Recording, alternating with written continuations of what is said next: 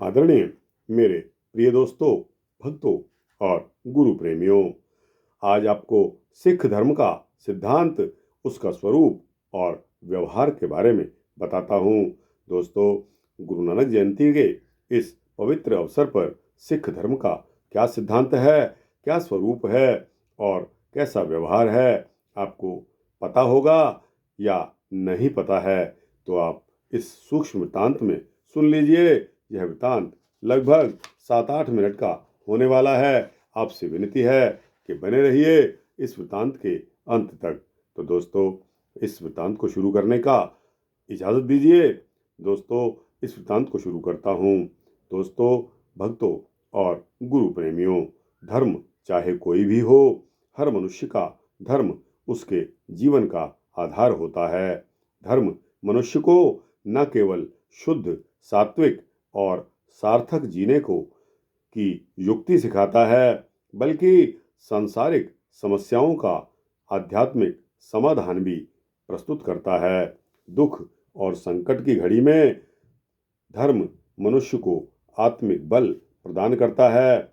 इसी बल के दम पर धार्मिक मनुष्य बड़ी से बड़ी विपत्ति का सामना करते हुए खरे सोने की तरह तप कर बाहर निकलता है। बेशक विभिन्न धर्मों में ईश्वर के नाम और पूजा पाठ के तरीके अलग अलग हैं, लेकिन सभी धर्मों का उपदेश और उद्देश्य एक ही है, शुद्ध कर्म और नाम का सुमिरन द्वारा ईश्वर की प्राप्ति।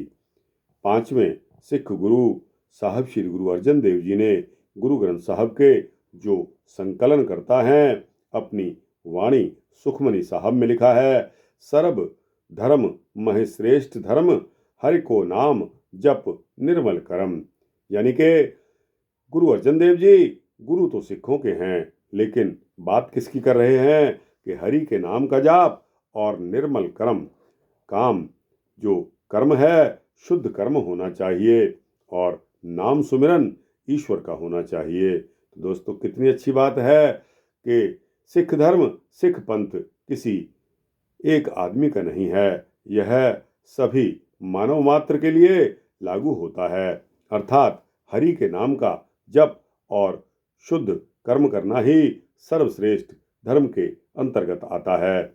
विश्व के सभी धर्मों में अति आधुनिक और अनूठा धर्म है। यह धर्म सिर्फ एक ईश्वर में आस्था रखता है, इसलिए एकेश्वरवादी इसको कहते हैं। सिख नाम संस्कृत के शिष्य शब्द से लिया गया है। सिद्धांत और स्वरूप से सिख धर्म को मानने वाले व्यक्ति भारत की कुल आबादी का लगभग 2% से भी कम हैं, लेकिन गतिशीलता और उद्यमशीलता के अपने जन्मजात गुणों के कारण भारत के अलावा 120 से अधिक देशों में यह फैले हुए हैं और बसे हुए हैं। अब दोस्तों, सिख पंथ की स्थापना और पहचान के चिन्ह क्या क्या हैं, उनके बारे में आपको बताता हूँ। दोस्तों, सिख धर्म की नींव 15वीं शताब्दी के उत्तरार्ध में रखी गई थी।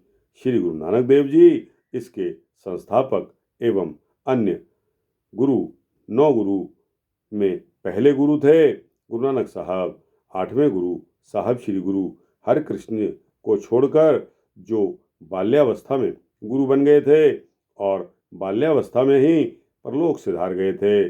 10वें गुरु साहब श्री गुरु गोविंद सिंह साहब तक 9 गुरुओं ने सामाजिक एवं गृहस्थ जीवन जीते हुए आध्यात्म के उच्चतम स्तर को प्राप्त किया था। सन 1699 की बैसाखी के दिन साहब श्री गुरु गोविंद सिंह साहब ने आनंदपुर साहब में संगत के लिए 5 प्यारों को अमृत की दीक्षा देकर खालसा पंथ सजाया था और सिख धर्म को एक नई पहचान दी थी।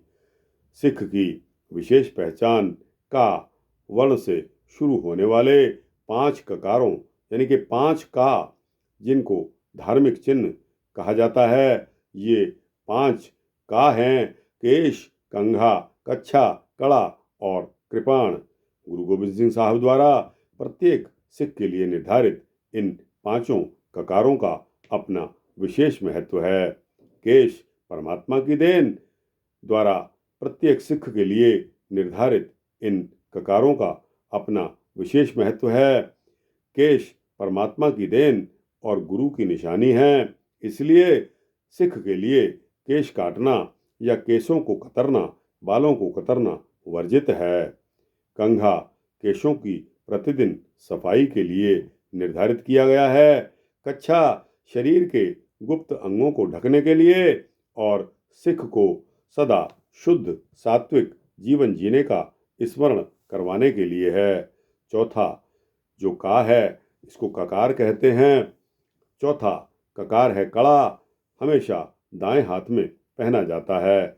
चूंकि हम सभी काम अपने दाएं हाथ से ही करते हैं, अतः दाएं हाथ में पहना हुआ कड़ा सिख को सदा अच्छे कर्म की प्रेरणा और बुरे कर्मों से बचने की चेतावनी देता है।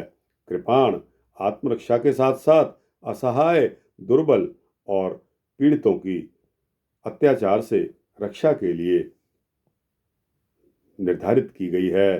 दोस्तों, इसके अलावा अमृतपान जो सच्चा सिख बनना चाहता है गुरु का, उसके लिए अमृतपान करने के लिए कोई न्यूनतम या कोई अधिकतम आयु का निर्धारण नहीं है। कोई भी व्यक्ति, कोई भी सिख किसी भी उम्र का हो अमृतपान कर सकता है। इसे आम बोलचाल में अमृत छकना कहा जाता है। दोस्तों, अमृतपान की रस्म अनिवार्य रूप से गुरु ग्रंथ साहब की हजूर में ही की जाती है। संगत में से कोई भी 5 सिख जिन्होंने पहले अमृतपान किया हुआ है और जो 5 प्यारे कहलाते हैं, अभिलाषी सिख को अमृत छकाने की रस्म पूरी करा सकते हैं। सिख धर्म के बुनियादी सिद्धांतों को मानने वाला किसी भी देश या जाति का कोई भी स्त्री या पुरुष अमृत छक सकता है। अमृतपान के इच्छुक सिख पूर्ण स्नान करने के बाद बताए गए 5 ककार धारण करके गुरु ग्रंथ साहब की प्रेजेंस में यानी कि हजूरी में 5 प्यारों के सम्मुख हाजिर होते हैं और अमृत की याचना करते हैं। ये 5 प्यारे लोहे के एक विशेष पात्र जिसे बाटा कहा जाता है में एक खंडा यानी कि एक तरह की दुधारी कृपाण चलाते हुए जल और बताशे का अमृत तैयार करते हैं। इस दौरान पवित्र गुरबाणी का पाठ भी साथ साथ करते जाते हैं। अमृत तैयार होने के पश्चात अमृतपान की रस्म की अरदास की जाती है। उसके पश्चात अमृत छकाने की रस्म प्रारंभ कर दी जाती है। अभिलाषी सिख वीर आसन की मुद्रा में 5 प्यारों के सामने बैठते हैं। 5 प्यारे 5-5 बार अमृत सिख के मुंह, आंखों तथा केशों में डालते हैं और उसे हर बार कहते हैं कि बोल वाहिगुरु जी का खालसा, वाहिगुरु जी की फतह। इसे अमृतपान करने वाला सिख दोहराता है। इसके पश्चात अमृतपान करने वाले अर्थात अमृतधारी सिख मूल मंत्र का पाठ करते हैं। मूल मंत्र क्या है? जो जपजी साहिब की सर्वप्रथम कुछ पंक्तियां हैं। एक ओंकार सत्यनाम कर्ता पुरख निर्भव निर्वैर अकाल मूरत अजूनी साहिबम गुर प्रसाद।